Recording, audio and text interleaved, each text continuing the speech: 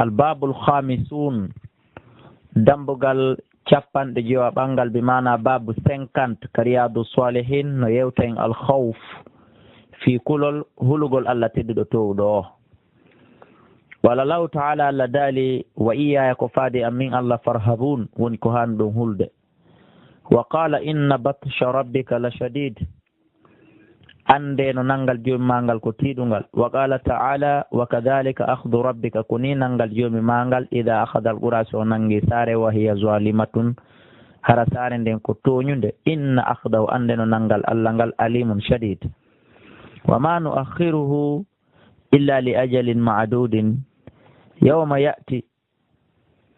afwan alimun sadidun inna fi dhalika ande woni ɗum ɗo la ayatin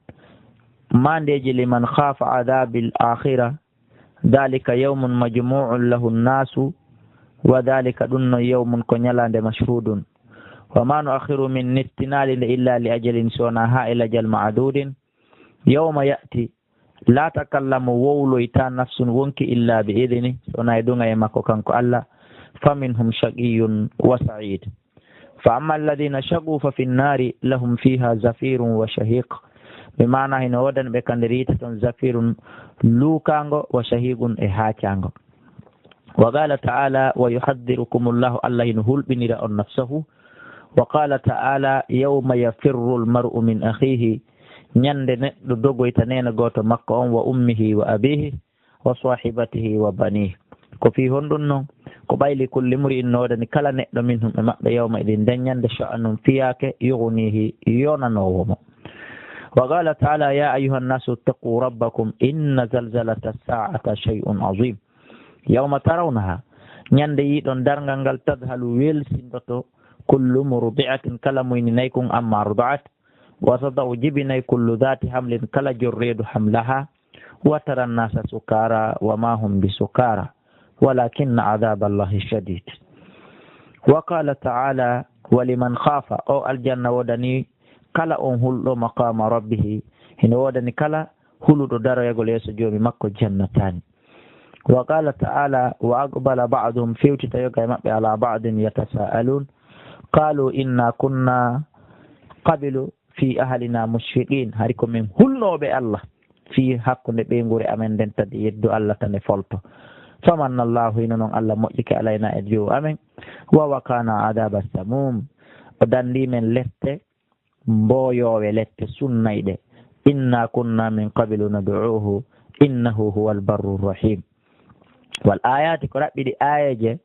arɗe ɗen fil babe e dambugal ngal kasiratun ko ɗe ɗuɗude jiddan moƴƴa ma'lumatun ko andaɗe kadi wal gharadu fanun nden al isharatu ko sappagol tun ila ba'di afade yoga e majje e ka findingol haqqille ɗen wa qad hasala gomɗi heɓike seeɗa e majje wa amma al hadis amma hadiseje ɗen kadi ko wana noon fa kasiratun jiddan ɗen kadi hino ɗuuɗi moƴƴa kono fa nadkuru hiɗen janto min ha e majje tarafan peccel seeɗa wel wa billahi tawfiq kalla waɗani hawrondingal an ibnu mas'udin radiyallahu anhu qala haddathana rasulullahi sallallahu alayhi wa sallam wa huwa as-sadiqul masduq ko kanko nelaɗo ni gonguɗo gonginaɗo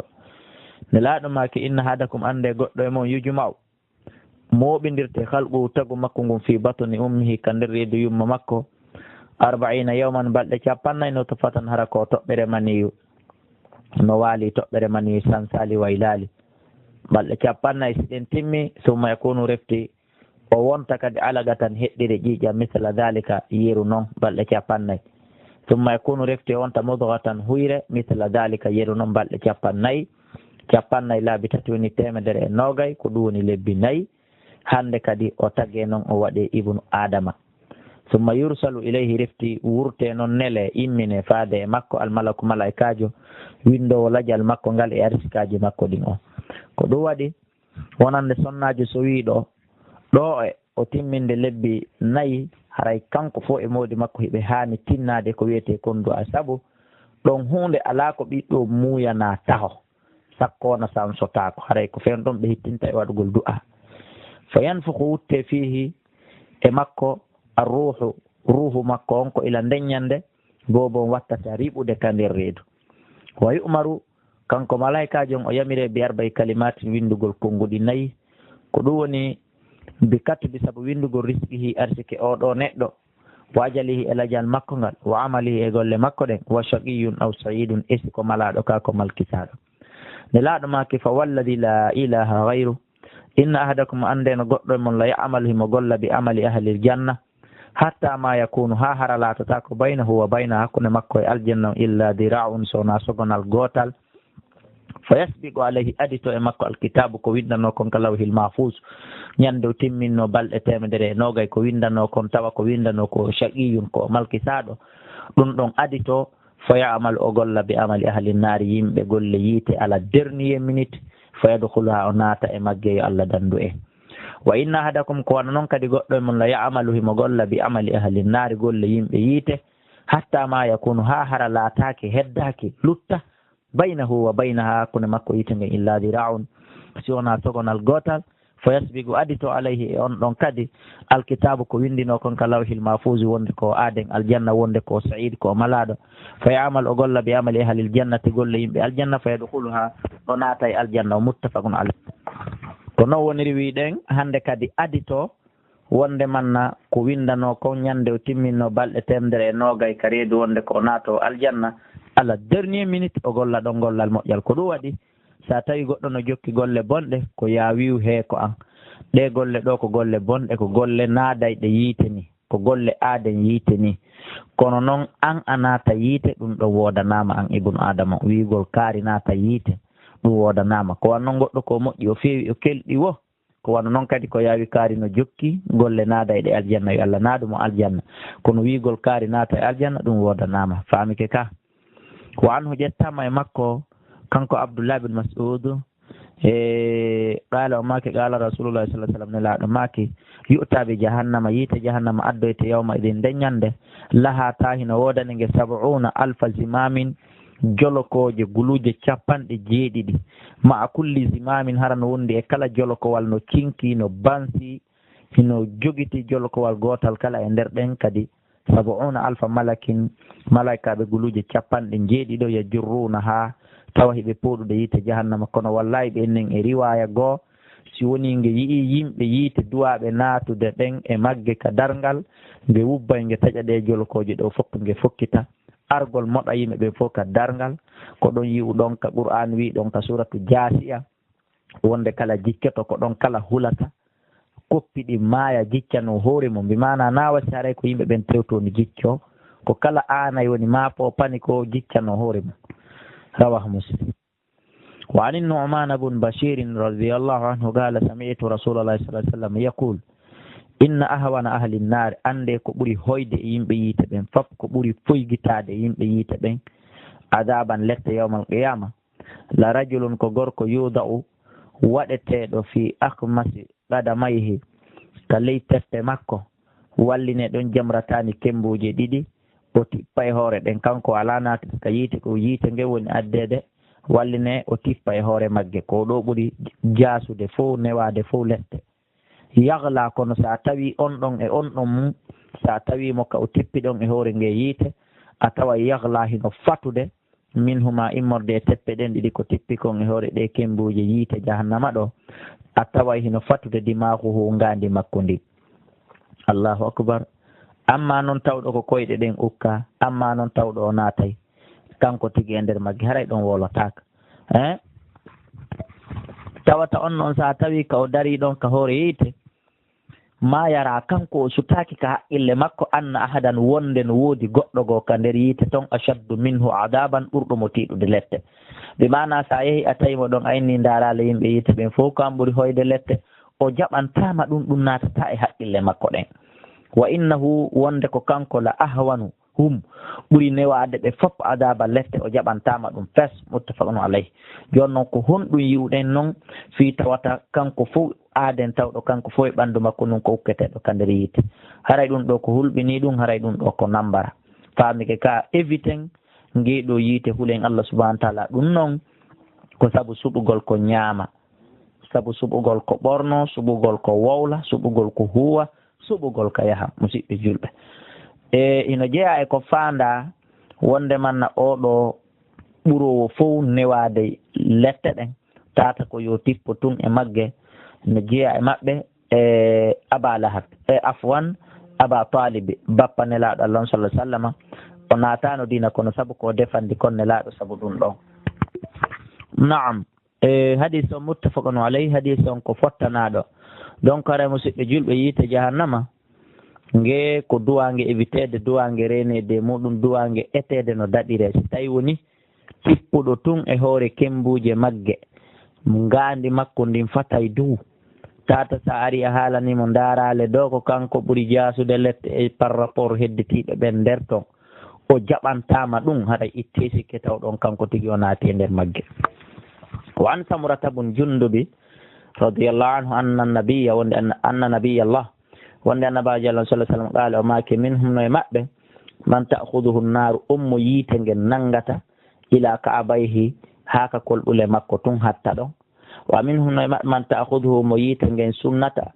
jogitoto ila rukbatay haka koppi makko. Wa minhum no e maɓɓe man ta'khuduhu mo yiite ngel jogoto ila hujurati haka ceeci. Wa minhum no e maɓɓe kadi kamɓe yimɓe yiite ngel man ta'khuduhu ɓen ɓe yiite ngel jogoto ila tar'ufatihi ila tar'uwatihi ko ɗum woni haka dande makko. Rawahu Muslim. Yo Allah subhanahu wa ta'ala on waɗi en enen jeyaɓe eɓe hendu yiite wifata few. Allahumma amina. Rawahu Muslim. hiɓe firanden alhujuza ko wiyete kon hujuza ma'aqidul izar ko nokku ka tuba ban haɓɓete ɗon ko haɓɓirɗum tuba ban ko ɗon wiyete hujuza bi mana ceeci ɗin ka tuba ban haɓɓete tata surat ka ley wuddu. attarquwa ko wiyete tarquwa bi fati ta'i wa dammil qafu sabu ko ta toɓɓe ɗen waɗa kon poccal dow qafon waɗa tural hiya ɗum al azmu ko ƴiwum alladi kun inda sakratin nahari wonkun kun ka tumbere dande ka hirseteɗon. walil insan no waɗani neɗɗo tarquwa tani ɗiɗoy noon fi jani bayin nahari e seraji dande nden ɗiɗi ƴiwgo no wontiri nano ƴiwgo no wontiri ñaama ka dande bi mana ka dande ɗon ko ɗum woni ko fanda. wa an ibnu umar radiyallahu anhuma anna rasulullahi sallallahu alaihi wasallam qala ɓe maki yaqumu nnasu yimɓe ɓen daranto li rabbil alamin allah jeeɗo windere nden on dar ñande dargal hatta yaghiba ahaduhum ha woɓɓe maɓɓe muta fi rashihi e nder lakkire muɗum nden ila an safi udunayi haka taaki noppi makko o muta toye ko ɗum ko fanda. muttafaqun alayhi. arrashu ko wiyete rashu al aragu ko lakkere nden. وعن أنس يتامى عن أنس رضي الله عنه قال وما خطبنا رسول الله نلا الله صلى الله عليه وسلم خطبا من خطبة ما سمعت من نال مثلها صفة خطبة دون قط ها هند فقال نلا ماك لو تعلمون هره دون أنو ما أعلمكم عندكم لا ضحكتم أن جلين قليلا سيدا ولا بكيتم والله أن ولين كثيرا مؤيا كن أنون كيا دوي دون جلا أكن هاغنو. فغطى أصحاب رسول الله صلى الله عليه وسلم hande kadi e sahabaɓe nelaɗo ɓe suddi wujuhahum jeece maɓɓe ɗen walla hum tawi no wodani ɓe haninum ko wiyete ko ñuñago bi mana kala uggini suumi yeeso mum ngo aligoy kala uggini wulli lis. muttafaqun alayhi. wa fi riwayat nari e riwaya goo e balaha rasulullah sallallahu alaihi wasallam nelaɗo allah um hewtinno an asabi gay sahaba e makko ɓen shay'un goɗɗum. balaha rasulullah hewtuɗo nelaɗo allah an asabi gay sahaba e makko ɓen shay'un goɗɗum. فغضب وإني أودي خطبة إسبيسيال من فيدو فقال بماك عرضت علي الجنة بتنام لو النار إيتنجن لفوق تل بيسام في المنام لم يئي فلم أرى كونمي آلك اليوم وننيلان في الخير عند المؤجر والشر إبنه فلم أرى نلا ماك مي آلك اليوم وننيلان في الخير عند المؤجر والشر إبنه ولو تعلمون falam ara nelaɗo maki mi yi'ali kala yawmi wono nden ñalande nde mi holla ɗum mi yi'ali ko ɗum woni fil khayri e nder moƴƴere wa sharri e bone ha ko mi yi'i kon nden ñande alaygo saabu ko ɓe yi kon aljanna on ɓe yi'ali moƴƴere hawa ko ɓe yi kon nden ñande e ko ɓe holla kon yiite ngen ɓe yi'al kadi bone hawa ko ɓe yi kon nden ñande. ɓe maki law ta'lamuna haray ɗon anduno ma alamu komi andi la dahiktum qalilan on jalayno gokkunni wala bakaytum kasiran on wullayno moƴƴa. fama ata ala ashabi rasuli sallallahu alayhi wa sallam fama ata arali ala ashabi rasulillah e dow sahabaɓe nelaɗo men sallah sallam yawmon ñalande ashaddu ɓurde sattude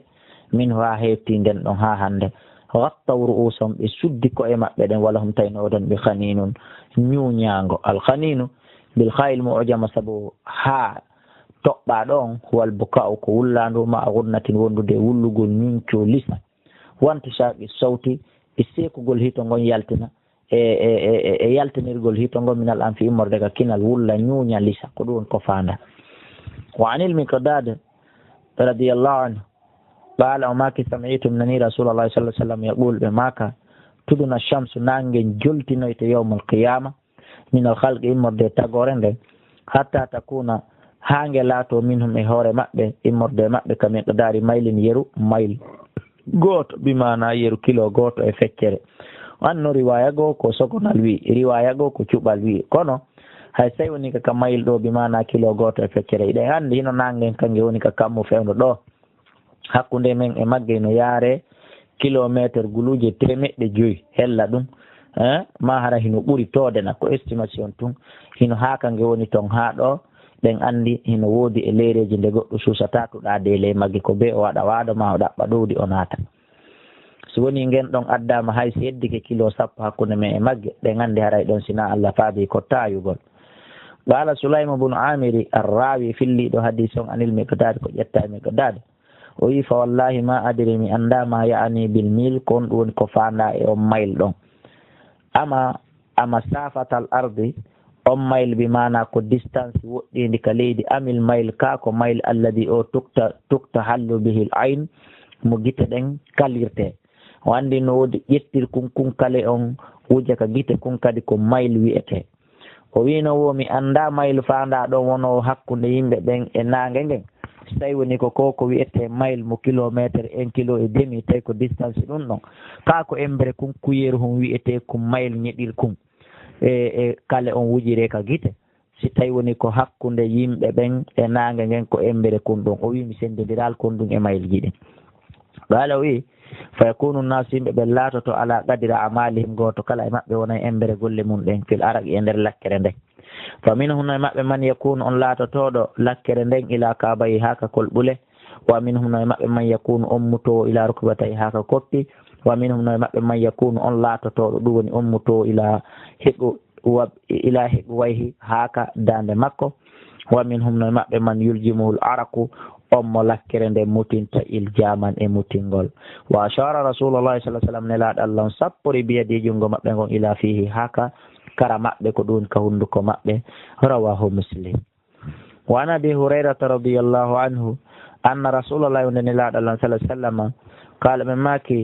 yaraqu nnasu yimɓe ɓe lakkoyte yawmal qiyama hatta yadhhaba araquhum ha lakkere maɓɓe nden yaha fil ardi ka leydi bi mana yimɓe ɓe lakkete lakkere nden yuppu ila ka leydi 70 dira'an ko ɗum woni sogone 90 goɗɗo ka o dari ɗon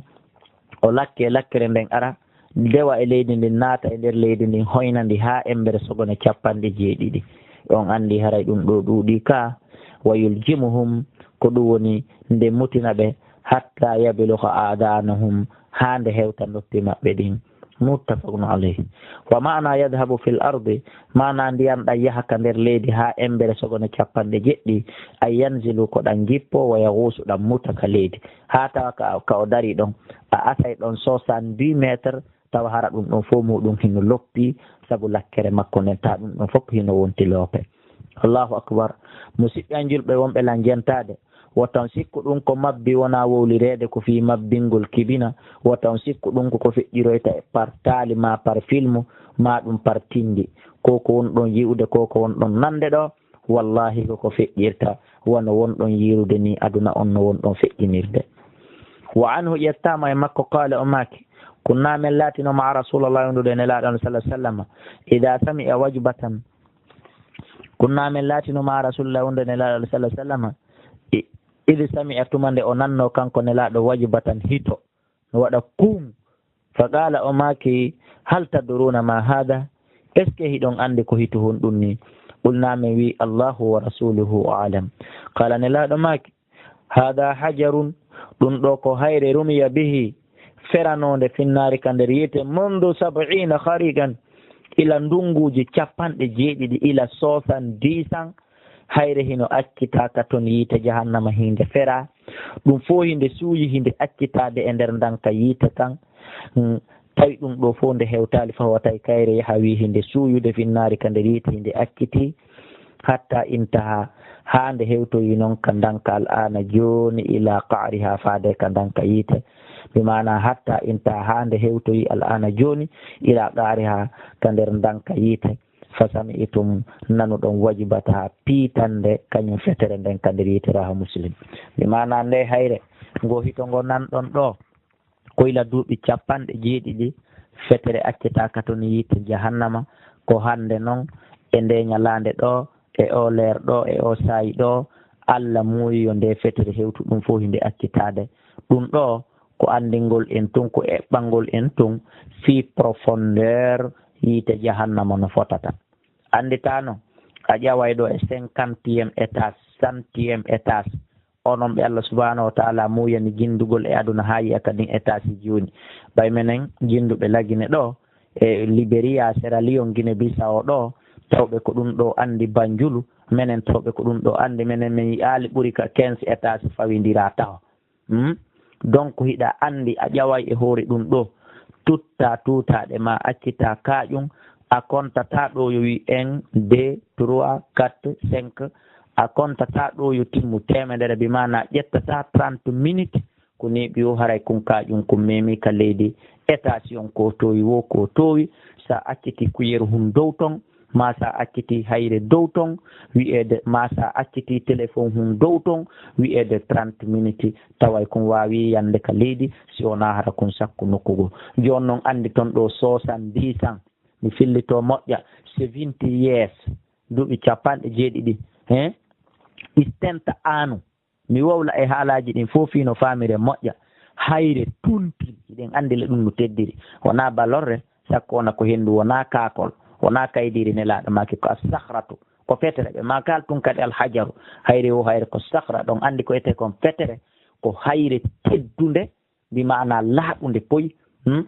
ɗo fof duuɓi capanɗe jeɗɗi nde no accetede tata ɗum fof nde hewtali ko ñande duuɓi capanɗe jeɗɗi nde memata noon danka kan andon noon ka gayka profondeur ha e luggugol mum ɗo Allah subahana taala no dari wondi kal qur'ana o inni la amla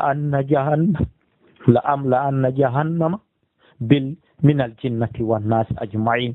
Allah subahana taala ino daali noon wo hebbinayi ka gayka yiite ɗo miijitoɗa ya ahi miijitoɗa ko ɗum woni an yo bandirawo an on andita noon ka jeeyaɗo e ibnu adama Allah wi'i ka gayka ɗo o wi o wondi o hebbinirayka wona nayi e dammi wona kula e gooki wona bolle e jaahi o hebbinirta ka wo ko yimɓe e jinna andita noon ko a jeeyaɗo yimɓe ɗo yo tawde yiite jahannama hebbinama a tawaka ɗo ya yiwde a dariki a daari ha Allah lanni hebbinde nge yiite a tawaka a hana jalde ɗo e ɗum a hana weltade ɗo e ɗum a hana wiide amin ɓerde am ɓutti amin mi enjoynike a hana wolude kan haala ɗo ya andude siko a jeeyaɗo e hebbinirteɓe ka ɗo gayka ka hebbinte yeeso ma haalanna yiide ka heewi tawaka yo Allah subahana taala on waɗu en newinan en gollugol ko yiɗi o yarli hara en jeeyaka e hebbinoɓe ka ɗo gayka kasi fana ɗen estimation muɗum ɗo hino fotiri allahumma amin laɗo Allah sallallahu alaihi wasallam rawahu muslim wan adi ƴettama e Adi ibn Hatim radiyallahu anhu qala rasulullah sallallahu ma minkum alaymun min ahadin hay goto illa sayukallimuhu rabbuhu sona joomi makko yewtida e makko hunduko ya akhi en fop en nanay haala arabu la hara hay goto ala nantinteɗo laysa baynahu wa baynahu tarjumanun tawa correspondant tawa nantinowo tawa traduisowo ala hakkundeji maɓɓe fa yanzuru kanko neɗɗo on daara aymana minhu hella ka ñaamo makko fi so heɓay ko jeejanamo kono intervenanamo fala yara o yiyata illa ma kaddama sowona ɗen golle ɗe o ardini foti ko bonɗe foti ko moƴƴe wa yanzura o laƴƴira gite kadi o daara ash'ama minhu hellanano makko la même chose fala yara o yiyata illa ma kaddama sowona konko ardini wa yanzuru o daara bayna yaday fala yara o yiyata illa nara so nange yite tilka waji yeeso makko o tawa o laƴƴi gite ɗon o taaja ka hananimo joni ka uggino o cikka guite ɗen e hella ka woni ɗon nanirde ngoɗo hito Allah subahana taala ɓaawo yiyatamo goy ka dargal ɗum julɗo e keefeero yiyata Allah ka dargal bal noon hito makko ngon en foppo en nanayi fattaku nara ne laaɗo maki hulenge yiite walla bi shiqqi tamratin haysi tawi koye peccum tamar woni ko Allah arsuko ma ñaamu ɗon seeɗa itta sadaka ɗon seeɗa reynoɗa Allah e nge yiite muttafaqun alayhi wona fere manomo Allah arsiki 1 million manankum ma 100 million ma 1 milliard oɗo kansi mayi naati yiite wallahi haray o tewi par ce que e hino mari jawdi e hino miskinaɓe weelaɓe e hino yimɓe holuɓe e hino yimɓe wonɓe luwaasi ta hino ronki suudu ndu jeyani hoore mum ka naata e hino wonɓe seppude mara veloru mara moto mara autowal kanko mo mari ɗiɗo cuuɗi duusenji mo mari autoji duusenji mo mari jawle duusenji si oɗo waalike maayi e hino jawdi e hino miskinaɓe o naati yiite haray o tewi ɓay ko yen wowlu gonga wa Abi Dharr radiyallahu anhu qala o maki qala rasulullah sallallahu alaihi wasallam nelaɗo maki inni min ara mi yi'i ma la tarawna ko on sutaki onon attati sama on yi'o asama o ŋeƴƴi ka yiwɗon mo ɗo wo huqqala kono no hanani mogoy anta itta nde o ŋeɗɗata ko fi on ɗum ma fiha ala e nder makko mawdi'u arba'i asabi'a embere ka kullinayi waloto illa wa malakun sona malaikajo wawde on jabhatahu hino wallinitinde makko nden ɗon sajidan hino sujjani lillahi ta'ala wallahi nelaɗo maki mi wondiri Allah law ta'lamuna ray ɗon anduno ma alam la dahiktum on calayno qalilan wala bakaytum on wullayno katira wa ma taladdattum on dakkimitotano ko siɗon anduno komi andi on dakkimitotako ko bin nisa'i e sonnaɓe alal furushi e hoore daɗɗude haysi koɓe jombuɗon on mematanoɓe on ɓattata ko ɓen waalay wullude waalon juulude nafere ma debbo janano hara hiɗon anduno komi andi wala harajtum on yaltayno ila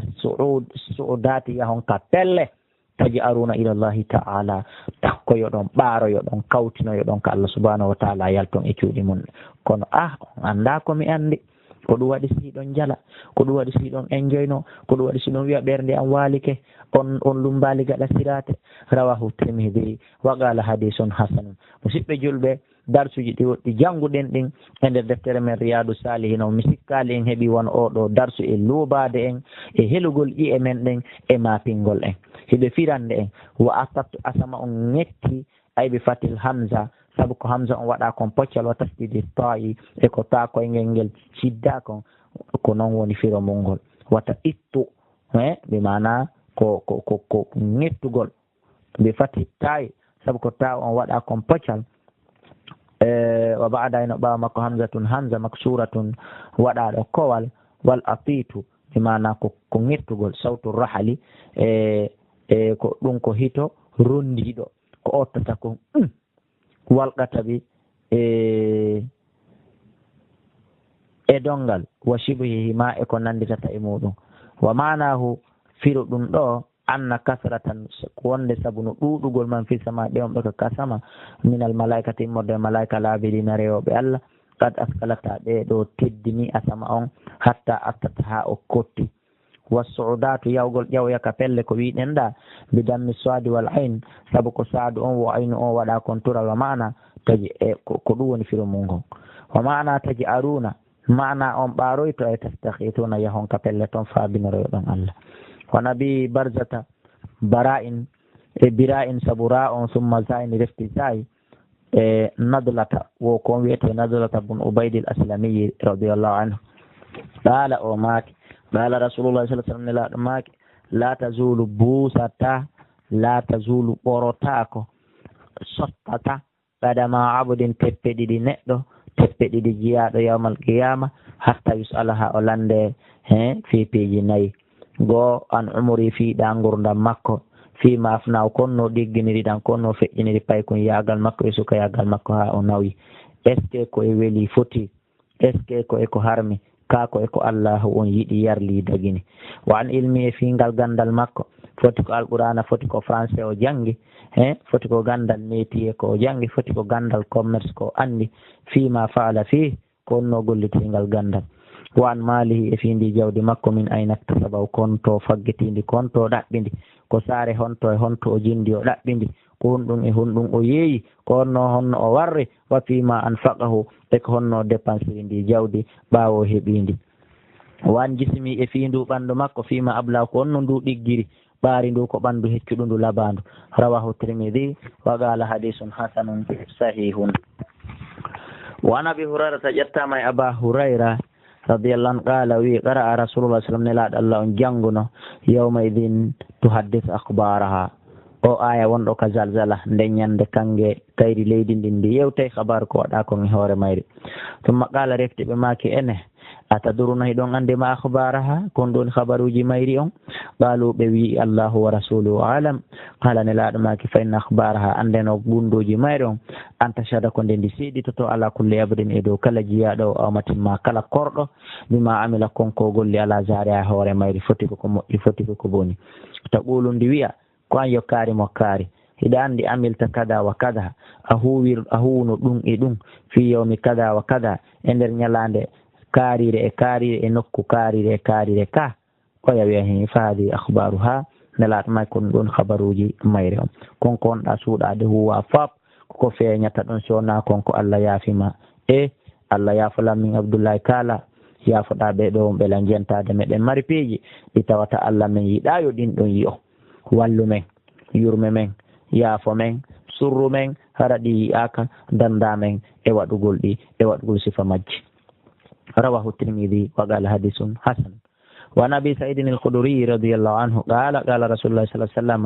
kayfa an'amu ko honno mi nemi norta wa sahibul qarni jomiraɓe e jawle ɓe ɗadil takamal qarna gomɗi ɗum ɗon moɗi ko ɗum woni nemaji ɗin e jawle ɗen afwan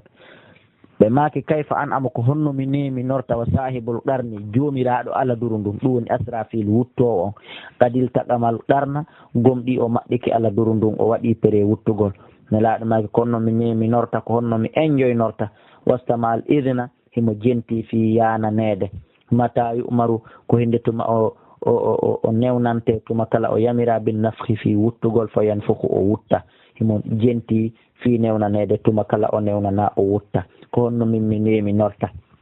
faka anna dhalika a sikkay ɗum ɗo nongol konngol ɗo yi tagula ngol sattuno teddi ala saabi rasulillahi fa qala lahum nelaɗo makani ɓe joni ko wi'oton ko waɗoton ɓolu wi'e hasbunallaha wa ni'mal wakil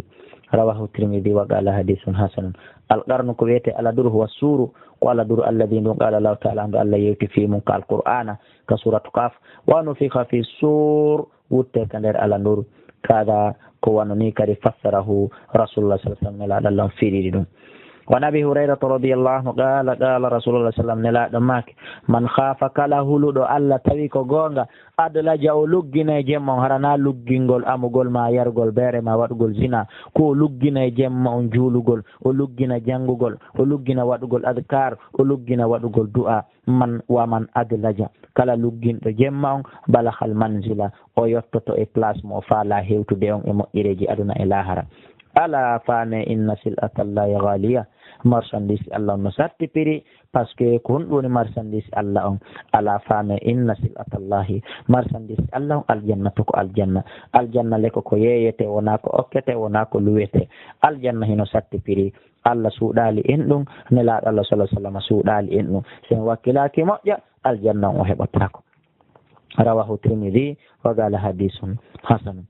hiɓe firande adlaja ko wiyete luggingol jemma biskani dal sabu ko daali on e waɗa kon kowal wa ma'anahu sara min awwalil layl ko on yahuɗo ila ka arande jemma ha ka tumbere jemma ta himo jokkide wangal wal muradu ko fanda attachmiru ko duumagol fi ta'ati e nder ɗoftagol Allah ko ɗoni ko fandamo kono noon kanko cheikhujon o wayritori wigol wallahu a'lam وعن عائشة يتامنين من عائشة رضي الله عنها قالت بماك سمعت منني رسول الله صلى الله عليه وسلم يقول بماك يحشر الناس يوم القيامة جماع مؤمن رويتن يند درنغال خفاة حركوا بهلب عراة هلب غرلا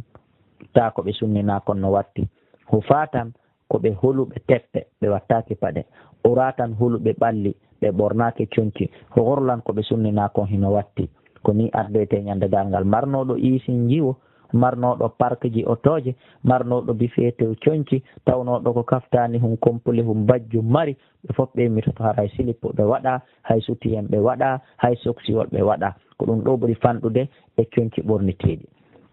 ɓultumi inni noon on say nene Aisha woni landade ya rasulallah الرجال والنساء جميعا ene worɓe ɓe rewɓe ɓe fof yanzur badum ila badin ta goɗɗo e maɓɓe hino darde goya awraji yimɓe ɓen ta yiɗodirde kono ɗum watta worɓe e rewɓe fof no jillodirde faga gala nelaɗo jaabi a Aisha ko angal andugol makko feƴƴata dargal ibnu adama no mari probléme ko anninimo hara wona ko wiyete darugol awra goɗɗo nelaɗo maki ya Aisha